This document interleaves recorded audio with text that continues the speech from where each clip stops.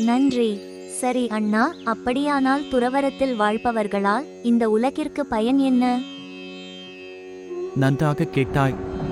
இதற்கான விடையை திருக்குறள் என்ன சொல்கிறது என்று பார்ப்போம். சுவை ஒளி ஓர் ஓசை நாற்றமென் ஐந்தின் வகைதறிவான் கட்டே உலகு.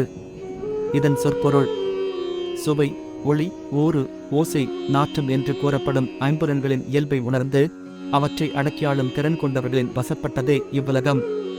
இதன் உட்பொருள்: இவ்வுலகம் உயிர்களுக்கு வாழ்வை நடத்த இடம் தந்து வினை செய்ய செயற்கருவிகளையும் அதனை உணர அறிவுக்கருவிகளையும் தந்துள்ளது. துறவரத்தில் வாழ்பவர்கள் இயற்கை எப்படி கட்டமைக்கப்பட்டுள்ளது என்பதை உணர்ந்து சுவை, ஒளி, ஊறு, ஓசை, நாற்றம் என்று கூறப்படும் ஐம்புலன்களின் இயல்பை உணர்ந்து அவற்றை அடக்கியாளும் திறன் கொண்டவர்கள். அவர்கள் நாம் வாழ்வை நடத்தும் போது எது அறம் எது அறமில்லை என்பதை உணர்த்தும் தகுதி உடையவர்கள்.